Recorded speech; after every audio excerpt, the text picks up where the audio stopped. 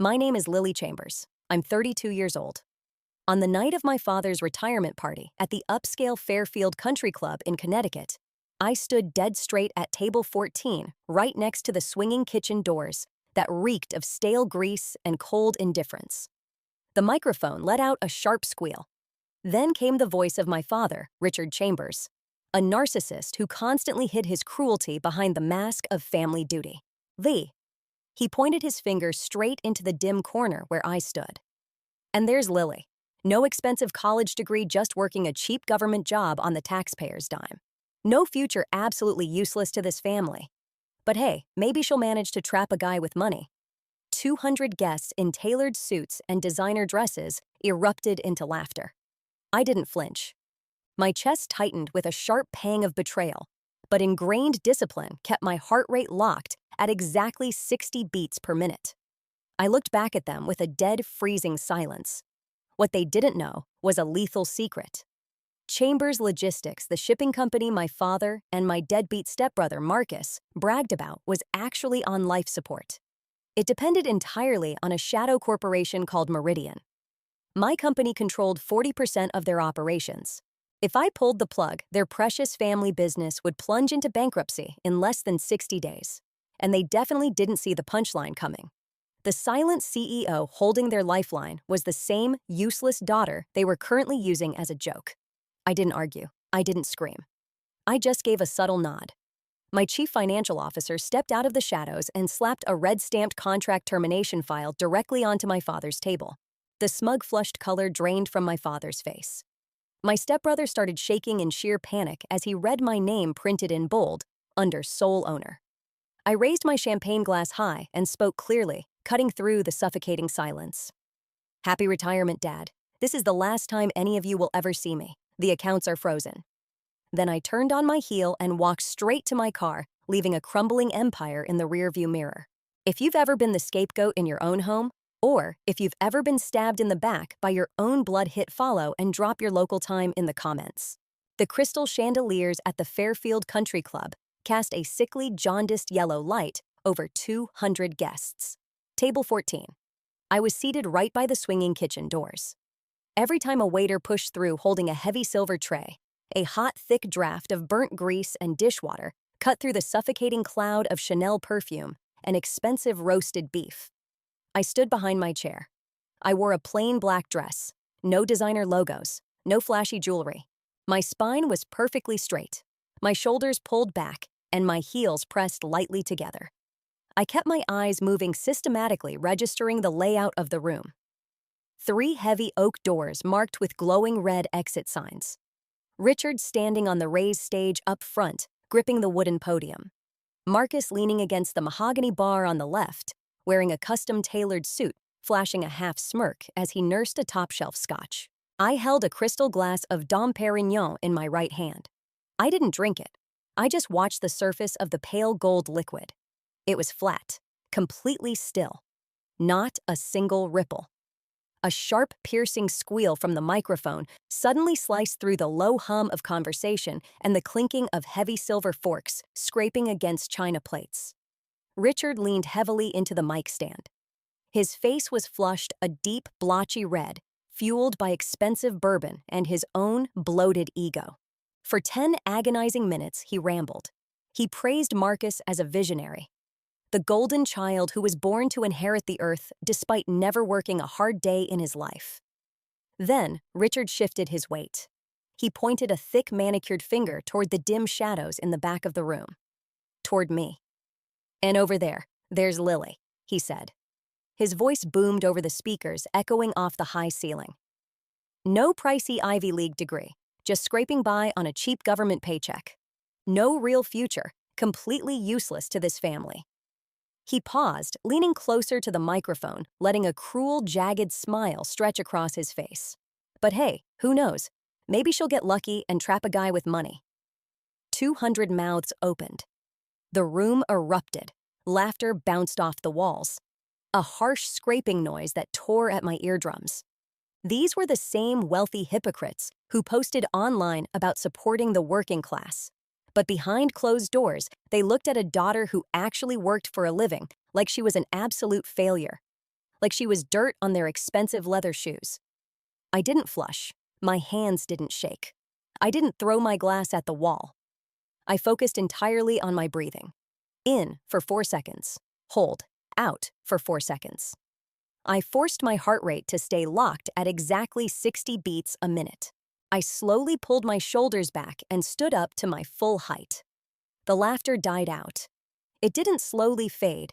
It stopped abruptly, as if all the oxygen had been violently sucked out of the room. The silence that followed was heavy, thick, and choking. 200 pairs of eyes snapped to the back of the room, staring at the woman they had just humiliated. I raised my champagne glass, high enough for the cheap yellow light to catch the sharp edges of the crystal. I didn't need a microphone. When I spoke, my voice was low resonant and entirely stripped of a single tremor. It cut through the dead air like a scalpel. "Happy retirement," I said. "You taught me a lot about discipline, and you taught me exactly what kind of loyalty I can expect from you." I tilted the glass forward in a slow, mocking toast. "Cheers. This is the last time any of you will ever see me." I set the glass down on the white linen tablecloth. The heavy base clinked softly against the wood underneath. I turned around. My heels clicked in a steady, even rhythm against the hardwood floor. Click, click, click. Each step was a heavy thud in the dead quiet room. Behind me, the spell broke. Richard roared my name, his voice cracking with sudden panicked rage. Linda's high heels scrambled frantically after me. Her voice shrieked through the hall, yelling empty threats about cutting off my financial support. I kept walking. I pushed open the heavy oak doors and stepped into the freezing May air of Connecticut. I reached the parking lot, opened the heavy door of my Tesla, got in, and started the engine. Linda reached the car and slapped her manicured hand violently against the glass. I rolled the window down just enough to look her in the eye. I looked at her the way you look at a complete stranger on the side of the street. "He cut me off 12 years ago." I said, my voice dead flat. "Tonight I'm just signing the death certificate." I hit the gas. The tires gripped the cold asphalt. The darkness swallowed my rearview mirror. Their ruin didn't start tonight. It started in a wood-paneled office 12 years ago.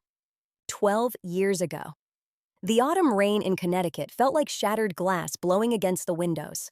I was 20 years old. I stood in the dead center of my father's home office, shivering inside a cheap, waterlogged coat. Freezing droplets slipped from the frayed hem of my jacket, sinking deep into the expensive hand-woven Persian rug beneath my boots. The office was a shrine to old money. It smelled of heavy mahogany, aged leather, and lemon furniture polish. Stifling, suffocating. Richard sat behind his massive desk, leaning back in a high leather chair. In the corner, sprawled across a tufted sofa, was Marcus. He didn't even bother to look up at me. He just kept tossing a set of shiny new BMW keys into the air, catching them, tossing them. The metallic clink, clink, clink scraped against my nerves, the only sound cutting through the steady, heavy drumming of the storm outside. Linda stood directly behind Richard. Her manicured hands rested firmly on his shoulders, her diamond rings catching the warm lamplight. They formed a solid, impenetrable wall. Richard picked up a piece of paper. I recognized the thick letterhead. It was my tuition bill for the University of Connecticut. He let it drop onto the center of the desk like a piece of trash. "Things are tight right now," he said. His voice was flat, completely devoid of any apology. "Marcus just got accepted into the MBA program at Wharton. He needs that investment to take over this company one day. Your schooling is getting cut." I stopped breathing. The biting cold from my wet clothes suddenly sank straight into my bones, freezing my lungs. I had a 3.8 GPA. I had worked late-night diner shifts just to buy textbooks. All I needed was the final stretch covered. "My mother left an education fund before she died," I said. My voice was low. It didn't shake. I kept my hands pressed perfectly still against my thighs. "That money was specifically for my degree. It wasn't yours to spend." Richard's jaw tightened. A thick muscle twitched in his cheek. He grabbed a heavy silver pen and tapped it hard against the polished wood. "Circumstances change, Lily. That fund was absorbed into the general estate years ago. The family needs it elsewhere." Absorbed. That was his sanitized upper-class word for stolen. He had drained my dead mother's savings to buy a designer degree for a stepson who barely passed high school. Linda leaned forward, stepping out from behind the chair. Her lips stretched into a thin, glossy smile that didn't even come close to reaching her cold eyes. "Don't be so selfish, honey," she cooed. The artificial sweetness in her tone made hot bile rise in the back of my throat. A girl doesn't need to put herself in debt for all that higher education anyway. Just pick up some more shifts. Work the register somewhere. Eventually you'll find a guy with a steady paycheck to take care of you. You'll be fine. I looked down at the tuition bill on the desk. Richard had dragged a thick black ink line right through the total amount. A violent, dismissive slash.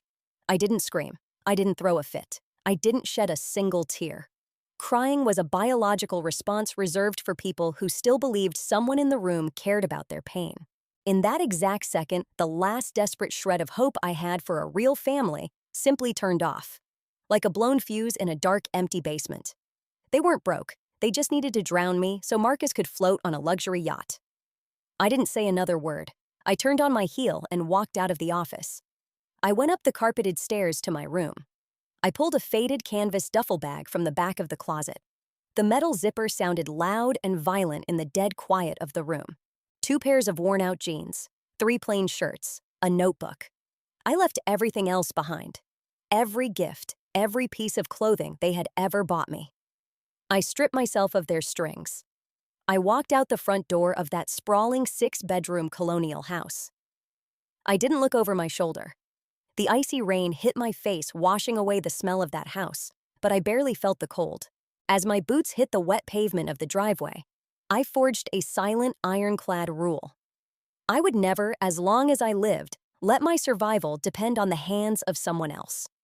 If you've ever had something that rightfully belonged to you ripped away and handed over to the golden child of the family, hit that like button, subscribe to the channel, and tell me in the comments what was the one thing they stole from you. A college fund, a piece of property, a family heirloom. Let me know down below.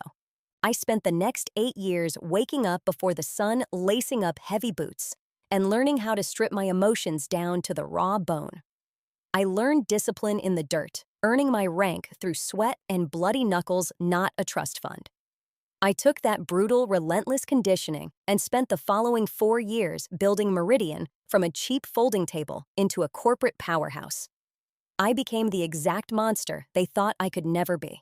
And now, 12 years later, the same people who threw me out into the freezing rain with nothing were blindly walking straight into my slaughterhouse. Boston, the Back Bay District. My corner office on the 15th floor of Meridian Strategic Solutions was a glass box of absolute control. Outside the city moved in a chaotic, loud blur of traffic and sirens. Inside, it was a vacuum. The air conditioning hummed a low, steady drone that killed any outside noise. The only real light came from the harsh, cold blue glare of my dual monitors, reflecting off the dark, polished wood of my desk. I picked up my ceramic mug. Black coffee. No sugar. The bitter, acidic taste burned the back of my throat. It kept my mind sharp. I set the mug down, placing it exactly over the faint water ring left from yesterday. 3 manila file folders sat on the corner of the desk. The edges were squared, perfectly parallel to the edge of the wood, not a millimeter out of place. A hard, sharp knock on the glass door broke the silence. Daniel Reeves, my chief financial officer, walked in. He wore a plain charcoal suit, no flashy tie, no expensive watch. He was a man made of ledgers and facts. He didn't waste time with a greeting. He simply dropped a thick, heavy folder directly in the center of my desk. A bright red stamp marked the cover. "Chambers Logistics," Daniel said. His voice was flat, carrying the dry weight of a bank statement. "They just sent over an urgent request to renew the service contract. Another 5 years. They're bleeding. They even agreed to a 15% fee increase just to lock us in." I didn't move my eyes from the screen. My right hand reached out. My thumb slid under the heavy cardstock cover and flipped it open. The paper felt rough against my skin. At the bottom of the last page, 2 signatures were slashed across the dotted lines in thick, expensive black ink. Richard Chambers. Marcus Chambers. The ink strokes were arrogant, rushed. the handwriting of men who thought their last names were enough to pay the bills. But the numbers printed above those signatures didn't care about their country club memberships. Numbers don't lie. My mouse clicked. A sharp, rapid snap. I scrolled through the raw data on my left monitor. Over the last 3 years, Meridian had completely gutted their bloated, failing shipping routes. We optimized their deadweight. We absorbed their massive overhead. Right now, my shadow company quietly handled 40% of my father's entire operational capacity. They were a hollowed-out shell, a rotting wooden structure wrapped up in a shiny corporate logo. While I had spent the last 12 years grinding my teeth, sleeping on cheap office couches, and building this empire out of pure spite and sweat, my father and his golden child took the profit margins I silently generated for them. They bought heavy gold Rolexes. They hosted catered dinners in Fairfield. They played pretend. But the math was completely unforgiving. If Meridian pulled the plug today, Chambers Logistics wouldn't just take a financial hit. They would paralyze. Their trucks would stop. Their warehouses would gridlock. Total irreversible bankruptcy in less than 60 days. Daniel crossed his arms. The fabric of his suit rustled softly. They keep aggressively pushing for a face-to-face meeting with our CEO to negotiate directly. I've had the legal team block them at every turn, just like you wanted. From what we hear, Director Marcus is completely running their warehouse system into the dirt. He doesn't know the difference between a freight invoice and a bar tab. They're getting desperate, Lily. I didn't smile. I didn't feel a sudden rush of petty anger or triumph. I simply tapped my right index finger against the hard wood of the desk. Once, twice. A slow, steady rhythm.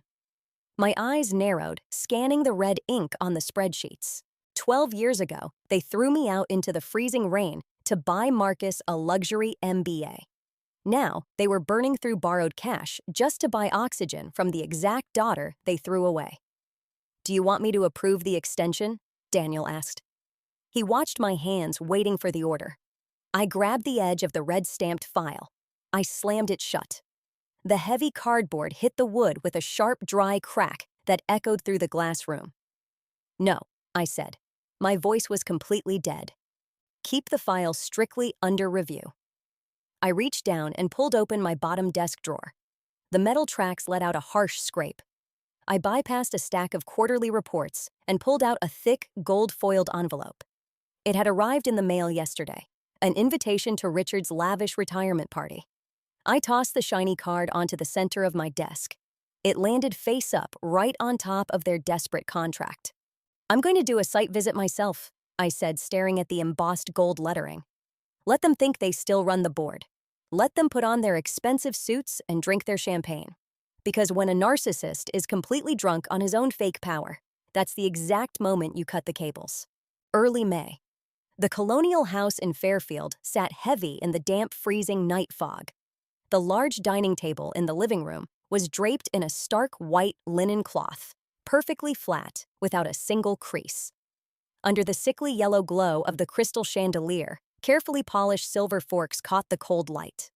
The air in the room was thick, suffocating.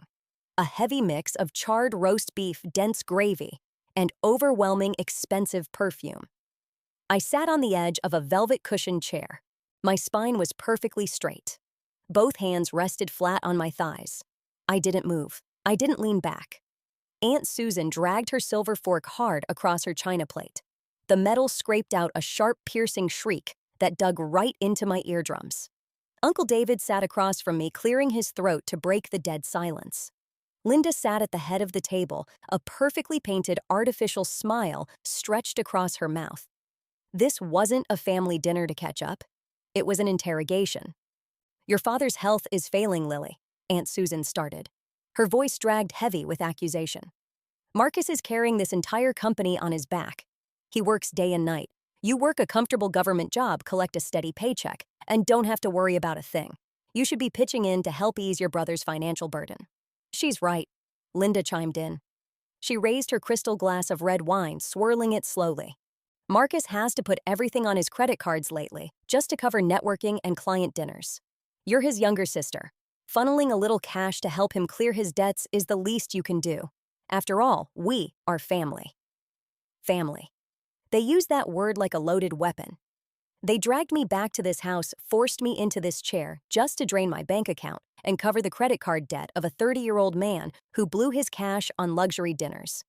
I didn't argue. I didn't explain myself. I kept my eyes locked on a tiny water droplet sliding down the side of my water glass. After dinner, I stood up and walked straight to the third-floor attic. The air up there was dead, stagnant. The heavy smell of moldy pine dust hit the back of my throat, making me want to gag. I walked toward the far corner, the spot where a battered pine chest used to sit. Inside that chest were the last remaining pieces of my mother, a few yellowed photographs, a torn notebook, and a pale gray knitted sweater. The one I used to bury my face in just to catch a fading trace of her smell. The corner was completely empty, bare floorboards. In place of the wooden chest sat a brand new set of expensive golf clubs. Next to them, a row of Marcus's polished brass sports trophies stood perfectly aligned. I froze.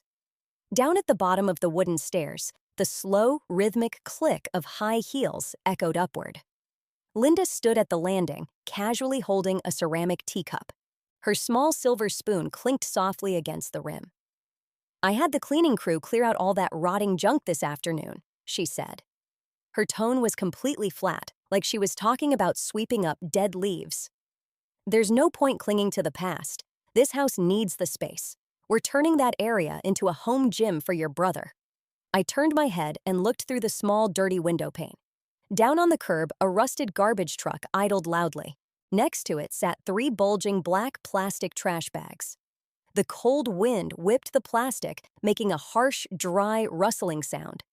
My mother's sweater was in there, crammed in with greasy food scraps and rotting kitchen waste. My chest seized. A sharp, violent pain shot straight down my spine and dug into the base of my neck. I clamped my jaw shut.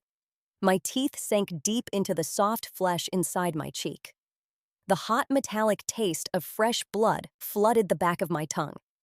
But the physical control kicked in immediately. I didn't scream. I didn't break a single thing.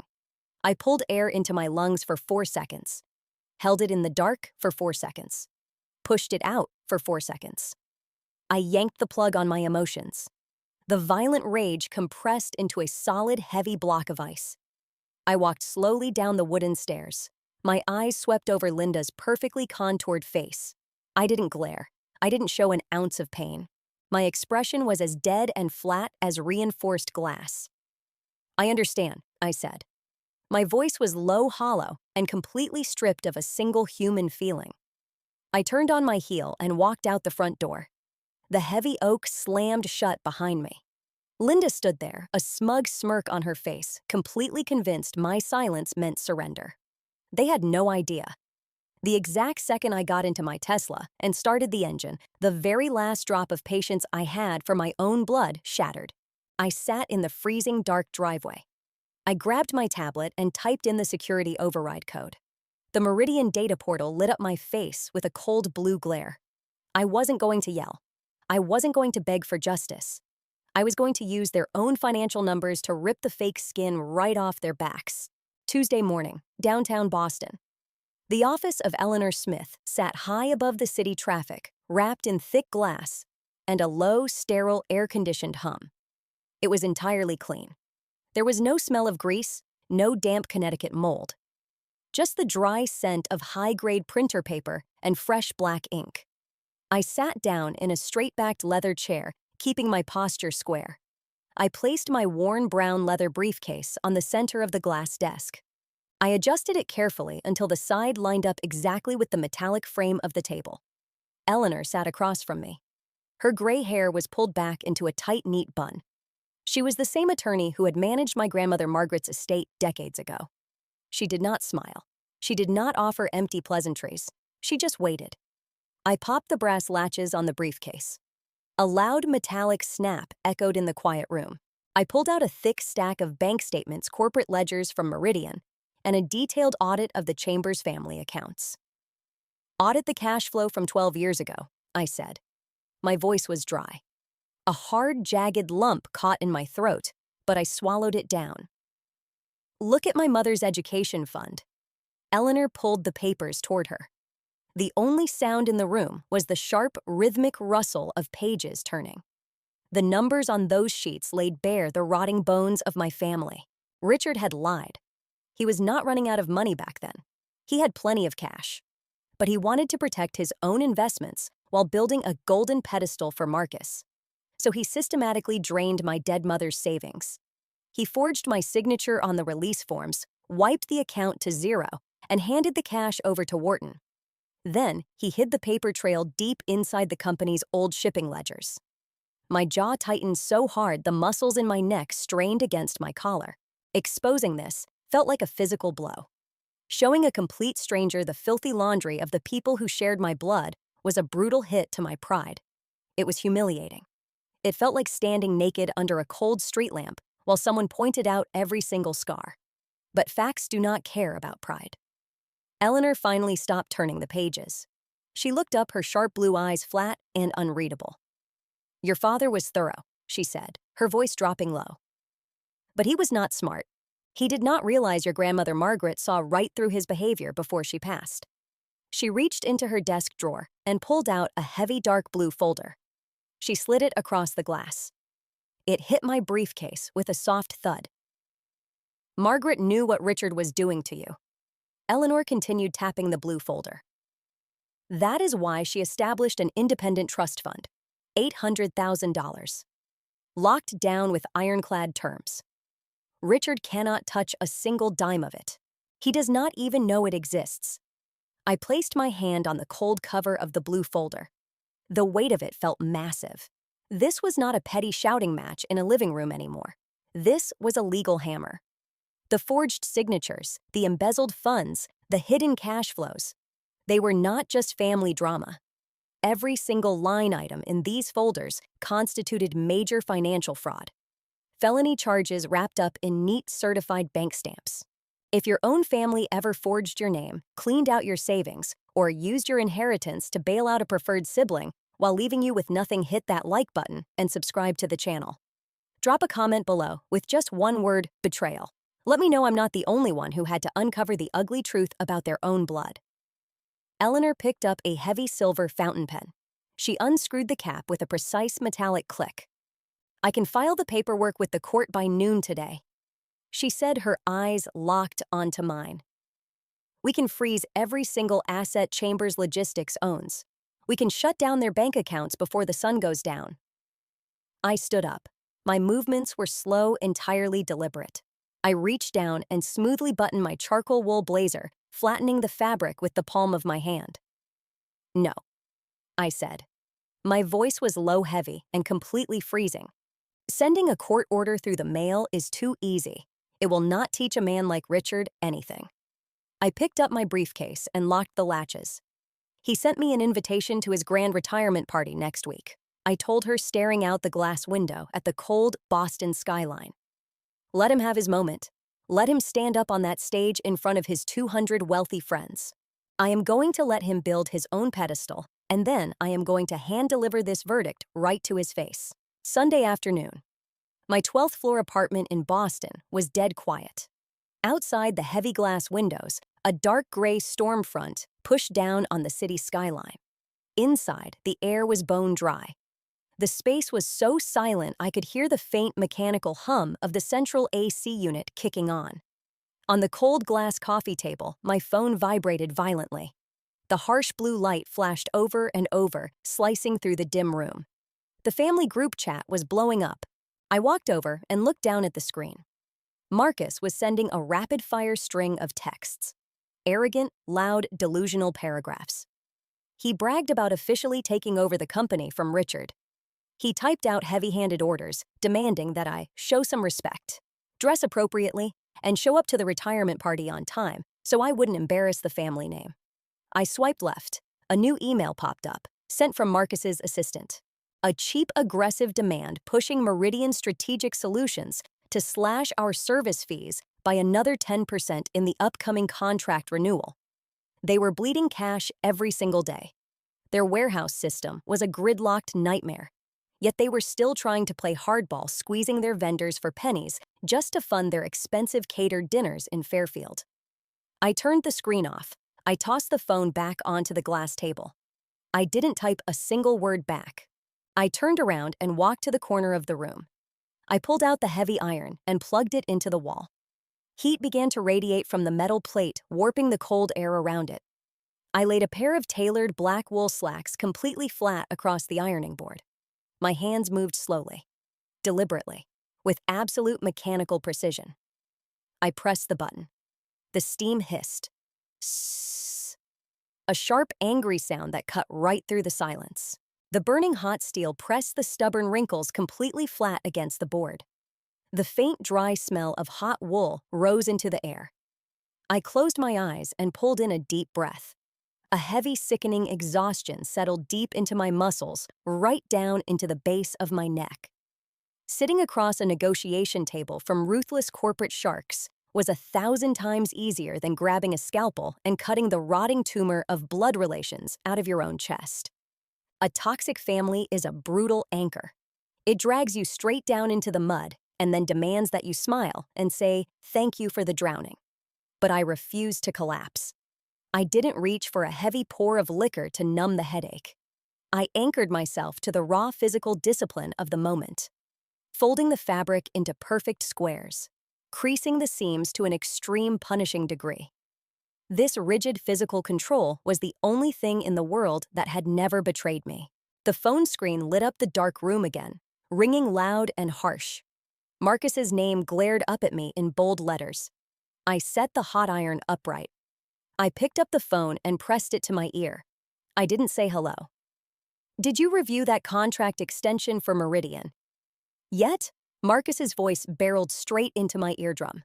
Loud grating, dripping with unearned authority. "They're getting sloppy. Dad is pissed. I'm about to drop their contract and kick them to the curb if they don't lower their rates." He let out a short, arrogant scoff. A hollow man desperately trying to play the role of a heavy hitter. He had absolutely no idea that the shadow CEO he was threatening to fire was the exact same woman holding the phone to her ear.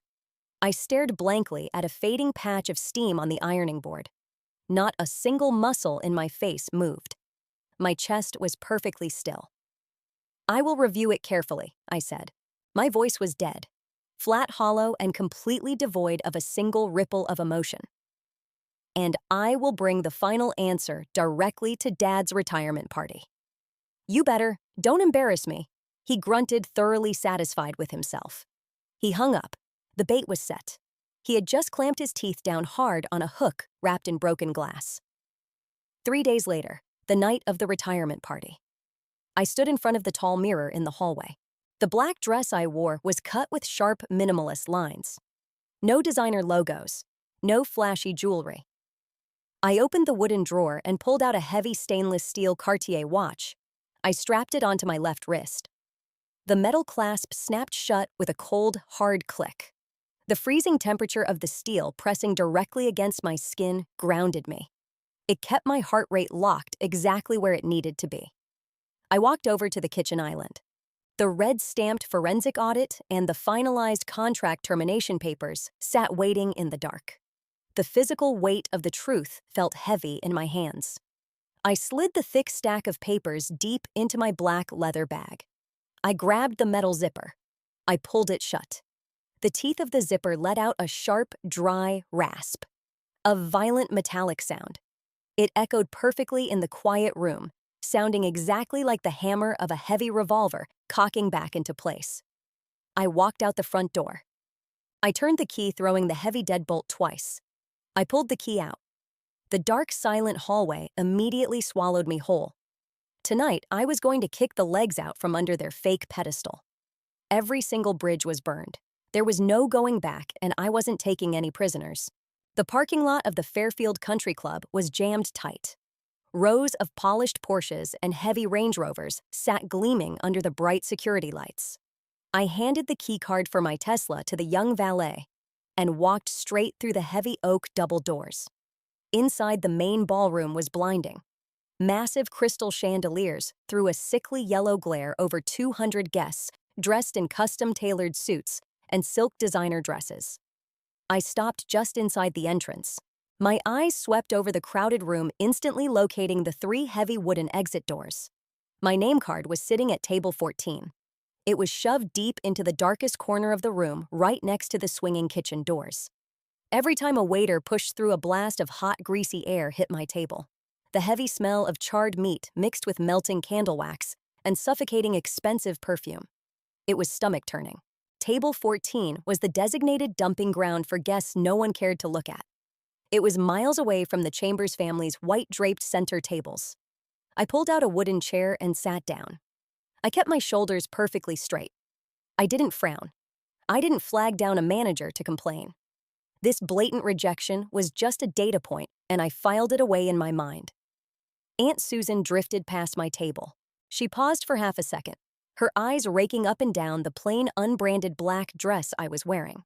The corner of her mouth twitched upward into a fake, pitying smile. "You actually came, Lily." She drawled, her voice thin and sharp. "Your father mentioned you were going through a rough patch lately. Well, eat as much as you want. Don't be shy." She glided away before I could respond. A few minutes later, Marcus swaggered by. He had a blonde woman hanging off one arm and a heavy glass of bourbon in his other hand. The ice cubes clinked together, a loud, arrogant sound. He walked entirely too close to my chair, deliberately driving his elbow hard into my shoulder. He didn't stop. He didn't apologize. He just kept walking. I picked up my water glass. I took a slow sip. My right hand dropped to my lap, my fingers tightening around the strap of my leather bag. The rough texture of the heavy leather digging into my palm kept my mind completely quiet. Hollow people who use cheap insults to inflate their own worth weren't worth a single beat of my heart. The heavy wooden side door cracked open. Daniel Reeves walked in. He wore a dull charcoal suit, instantly vanishing into the loud crowd of businessmen. Daniel didn't walk toward me. He stopped near the edge of the bar. His eyes scanned the crowded room, finally locking onto table 14 for exactly 1 second.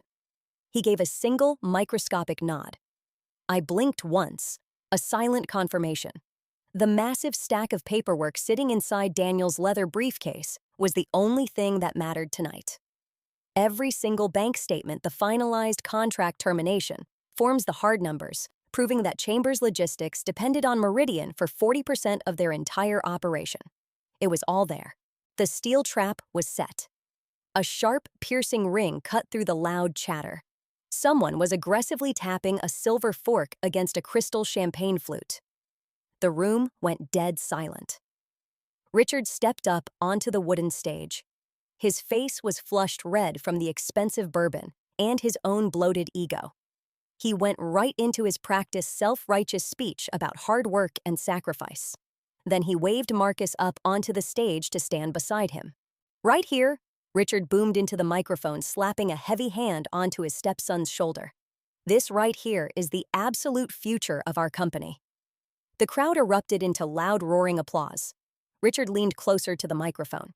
His eyes shifted away from the center of the room, staring straight into the dark corner by the kitchen doors. "And then there's Lily." His voice cracked like a whip, dripping with absolute mockery. "Still grinding away at a low-level government paycheck. No fancy degree, no real prospects. But hey, maybe she'll get lucky and bag herself a rich husband to pull her out of the mud." 200 people burst into laughter. The sound was harsh, gritty, and deafening. It tore through the suffocating air of the ballroom. They were drinking up my humiliation like an expensive glass of wine. Richard jerked his chin toward me, a silent, heavy command. He wanted me to stand up. He wanted me to bow my head and swallow this public disgrace in front of the wealthiest people in Fairfield. I set my water glass down on the white tablecloth. I grabbed the handles of my black leather bag. My chest didn't heave. My heart rate stayed locked at exactly 60 beats a minute. I slowly stood up. The harsh, gritty laughter from the crowd started to die. It didn't fade naturally. It choked off piece by piece as 200 wealthy guests realized I wasn't turning red. I wasn't staring at the floor. My chest rose and fell in a slow, steady rhythm. 60 beats a minute. The tears they wanted didn't exist. My eyes had been completely dry since the afternoon I walked out of their house with a cheap canvas bag 12 years ago. I wasn't standing in this room as a rejected, worthless daughter. I was a creditor stepping up to collect a massive overdue debt. I reached out and picked up a crystal flute of champagne from a passing waiter's tray. The glass felt heavy and cold against my skin. I stepped away from the shadows of table 14. Click, click, click. The sharp sound of my heels hitting the polished hardwood floor cut through the dead air. A slow, punishing countdown. The crowd physically parted, stepping back to let me through. I stopped dead in the exact center of the room. I raised the crystal glass up to eye level, staring right through the pale yellow liquid at Richard on the stage. "Happy retirement, Dad," I said. My voice was perfectly clear. It carried zero warmth, slicing straight through the suffocating perfume-soaked room. "You taught me a lot, about discipline, about sacrifice, and exactly the kind of loyalty a family can expect from you." Richard's jaw tightened. A thick vein pulsed hard at his temple. His left eyebrow twitched, and he opened his mouth, grabbing the microphone stand to shut me down. He didn't get the chance. Daniel Reeves stepped out from the edge of the crowd. He walked straight past the front row of high-net-worth investors and stopped directly at the edge of the wooden stage. He didn't smile. He unzipped his dark leather briefcase. The metal teeth rasped loudly. He pulled out the thick, red-stamped Meridian folder and slammed it down flat on the table right in front of Richard. The heavy cardboard hit the wood with a violent dry smack that echoed off the high walls. "Mr. Chambers," Daniel said. His voice was completely flat-sounding, like a machine reading a bank statement. "As the Chief Financial Officer of Meridian Strategic Solutions, I'm officially terminating our logistics service contracts with your company, effective immediately." The color drained completely out of Marcus's face. He lunged forward, nearly knocking over a water pitcher, and snatched the heavy folder off the table. "Meridian." Marcus spat, his voice cracking with sudden raw panic. "You can't do this. 40% of our operations run through you. We'll gridlock by tomorrow morning. Who the hell is your owner to just—" His voice died in his throat. He stared down at the final page of the printed contract. His eyes went wide, locking onto the bold black ink printed directly below the owner's signature line. Lily Margaret Chambers. The massive ballroom fell into a terrifying dead silence. Not a single glass clinked. No one coughed. The business partners and private contractors sitting at the front tables realized exactly what was happening in real time. Chambers Logistics was an empty, hollow shell, and the core engine just walked out. Men in expensive suits physically took a step back from the stage, distancing themselves from the sinking ship. Harsh, frantic whispering started to ripple through the room. The perfect, wealthy facade was ripped wide open, exposing the rotting, terminally broke wood underneath. Social ruin happens fast when the money dries up. Richard stood frozen behind the microphone. The skin on his face seemed to sag, turning a sickly pale white. His hands shook violently against the edges of the wooden podium. He stared down at the daughter he had just publicly humiliated minutes ago. "Lily," he stammered, his voice weak, stripped of all its fake power and arrogance. "You—" I stepped forward and set the full, untouched glass of champagne down on the edge of the nearest table. The glass made a soft, final clink. I didn't raise my voice. I didn't smile. I didn't feel a sudden rush of joy. I just looked directly at the broken, trembling man standing on the stage. "The company you just called the backbone of this family belongs to me," I said. The words were heavy and cold as iron. "You cut me off 12 years ago. Tonight, I am just making it official." I turned my back on the stage. I didn't look at Marcus. I didn't look at the whispering crowd. I walked straight down the center aisle, pushing through the heavy oak doors. The cool, damp air of the May night swallowed me whole, leaving behind nothing but the sound of an empire shattering into a million pieces. I pushed through the heavy oak doors of the Fairfield Country Club. The damp May air of Connecticut hit my face. It was sharp, freezing. I walked across the dark asphalt. The crunch of loose gravel grinding under my leather shoes was the only sound in the night. Behind me, heavy, uneven footsteps scrambled across the pavement. Richard and Linda. Without the 200 wealthy guests watching them, their perfect high society masks completely dissolved. Richard was panting hard. His expensive silk tie hung crooked. The loose skin around his jaw sagged, flushed a violent blotchy red. "You stop right there," he roared. His voice cracked. It was not anger, it was raw, naked panic. I stopped walking. I turned around slowly. I did not cross my arms. I kept my hands loose at my sides, my weight shifted perfectly down into my heels. It was a silent, deeply ingrained physical habit, the quiet anticipation of a heavy blow. Linda lunged forward. Hot tears spilled over her heavily powdered cheeks. It was a perfect conditioned reflex. "What are you doing, Lily?" she cried, her voice trembling with artificial heartbreak. "Are you trying to ruin your father?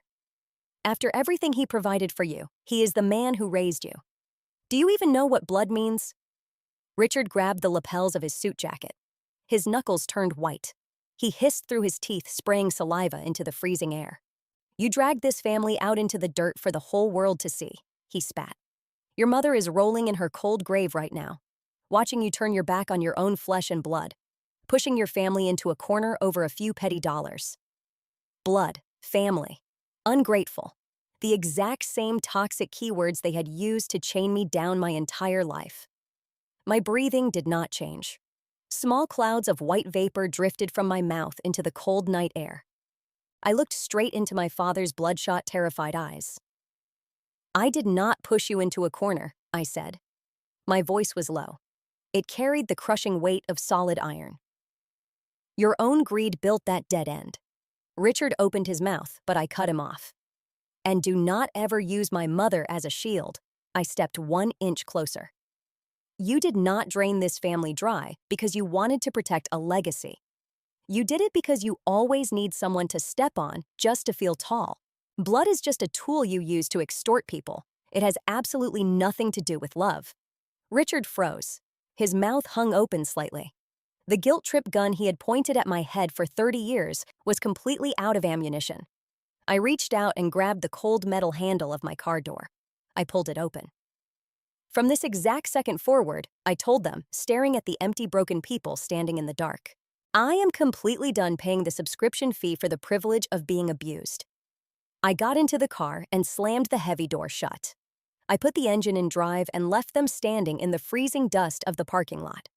The I-95 highway heading toward Boston was completely black, empty. The heavy tires hummed against the asphalt. Suddenly, the bright blue light of the dashboard screen illuminated the dark cabin. The phone vibrated violently against the hard plastic console. It was an incoming call from Uncle Robert, Richard's estranged younger brother, the one the family had locked out a decade ago. I tapped the screen. "I heard the news tonight," Robert said. His voice was rough, crackling like dry static through the car speakers. "There is a truth I have owed you for 12 long years." I kept my eyes locked on the yellow lines of the highway. I did not speak. "The day your father told you he had no money for your college tuition," Robert continued, his voice heavy with old guilt. "It was a complete lie. Your mother set up a private education trust for you before she died. It was enough cash to cover all 4 years. Richard forged the paperwork. He drained your mother's account down to zero and handed all of that cash straight over to Wharton to buy a degree for Marcus." My right foot slammed down on the brake pedal. The heavy car violently jerked forward. The tires screamed, skidding hard against the empty black pavement. The vehicle dragged to a dead, shuddering stop on the shoulder of the highway. My hands gripped the leather steering wheel. My chest violently twisted into a sharp, suffocating knot. The air vanished from my lungs. And then, just as fast as the pain hit it, flatlined. The burning rage froze into a solid, impenetrable block of ice. There was absolutely no more hesitation left in my body. Every single string holding me back was completely severed. 2 a.m. I pushed open the heavy door to my Boston apartment and locked the deadbolt behind me. 2 solid clicks echoing in the dead quiet. The space was completely dark. The only illumination came from the dull yellow glow of the street lamps filtering through the closed window blinds. I dropped my black suede bag onto the sofa. It hit the cushions with a heavy, muffled thud. I reached down and unbuckled my high heels, kicking them off near the doorway. The polished hardwood floor felt freezing against my bare feet. The sudden drop in temperature grounded me. It pulled me right back into my own body. There was no screaming here, no fake pitying smiles, no arrogant men in expensive suits trying to dictate my worth. I walked into the kitchen, the floorboards faintly creaking under my weight. I pulled a heavy glass from the cabinet and turned on the tap. I filled it to the brim with ice-cold water and drank it straight down in one breath. The freezing liquid washed down the back of my throat, clearing away the sickening, suffocating smell of melting candle wax, cheap bourbon, and rotting family ties. The dead weight was completely gone. The tumor had finally been cut out. On the marble kitchen counter, my phone screen suddenly flashed. A bright, obnoxious pulse in the dark room. A new email from Linda. The subject line glared up at me. "Please reconsider this. Lily." My eyes dragged over the first few lines of text burning into the screen. Blood is thicker than water. Family keeps these things behind closed doors. You are going to give your father a heart attack. I stared at the words. I didn't feel a sudden spike of rage. My chest didn't tighten. My hands didn't shake. I just felt completely exhausted by the sheer predictable boredom of it all. It was the exact same cheap, manipulative script played on an endless loop for over a decade. My thumb tapped the cool glass of the screen. Block. Delete. 2 simple physical motions. It took less than 3 seconds. I tossed the phone across the marble counter. The plastic case made a sharp, dry clatter before the screen went completely black. My unpaid lifelong shift of translating the truth for people who purposely covered their ears was permanently over. 2 weeks later, Beacon Hill. Dr. Patel's therapy office smelled faintly of dry cinnamon and old pine wood. I sat deep in a heavy leather armchair. My hands were folded quietly in my lap. I didn't scan the room for exits. I didn't map out the blind spots. Dr. Patel sat across from me, his pen resting on a yellow legal pad. "You don't exactly carry yourself like someone who needs to be sitting in a therapist's office," he said. His voice was low, careful, and even. I looked out the large glass window at the quiet street below. Someone who barely survives a burning house knows they still need to check their lungs for smoke damage, I replied. I spent the next hour walking him through the raw data of the last 12 years. The silent, teeth-grinding nights on cheap mattresses. The heavy boots. The exact moment I closed the financial ledger on the Chambers family and walked out of that country club. I didn't cry. My voice didn't crack. There was no desperate plea for sympathy. It was just raw, absolute acceptance. I was sitting in that leather chair to learn how to physically unbuckle my heavy armor. Because for the first time in my life, the room was finally empty. There were no monsters left to fight. Late morning. The suburban cemetery was completely silent, stripped of all city noise. The only sound was the cold wind pushing through the heavy, thick branches of the old oak trees. I stood quietly in front of a cold granite headstone. Margaret Chambers. I knelt down. The dry, dead leaves on the ground crunched loudly beneath my heavy boots. I placed a small bundle of cheap wildflowers directly against the rough base of the stone. "I did it, Grandma," I said. My voice was quiet, instantly caught, and carried away by the cold wind. "I didn't let them put a price tag on me. I built my own life." I reached out. My fingertips traced the rough carved letters of her name cut deep into the rock. The space around me was completely empty, but it didn't feel lonely. It felt clean. The past was finally buried exactly where it belonged, under 6 feet of heavy dirt. I stood up and turned my back to the grave. I started walking down the narrow gravel path toward my car. The rocks crunched under my soles with every step. The midday sun broke through the heavy tree line, hitting my face. It was harsh, blinding, but completely clear. For the very first time in 30 years, the air in my lungs actually belonged to me,